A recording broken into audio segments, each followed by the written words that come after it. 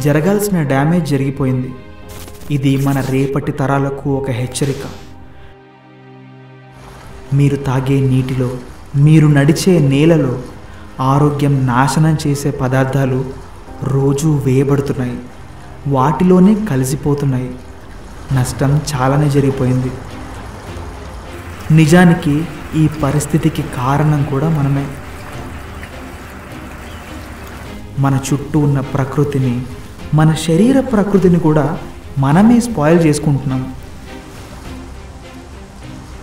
ఎక్కడ చూసినా మనం పడేసిన ప్లాస్టిక్.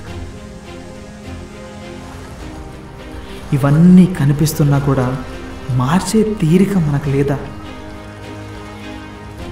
నీటి కాలుష్యం, బ్యాక్టీరియా, వైరస్, ఇలా ఎన్నెన్నో రోగాలు.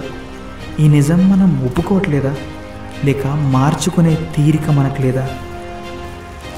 ఇలాగే ఉంటే మన నరాల్లో విషం ప్రవహిస్తుంది. ఇలా మనం తిన్న ప్యాకెట్స్ ఎక్కడ పడితే అక్కడ పడేయడం ఆపాలి.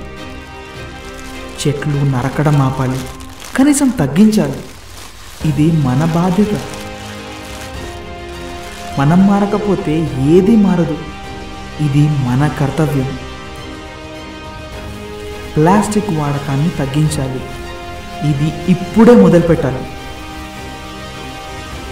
ఆలస్యం చేస్తే నష్టం తప్పదు. ప్రకృతిని కాపాడడం మన బాధ్యత, కేవలం మన బాధ్యత. ఈరోజే మొదలు పెడదాం రేపటి కోసం.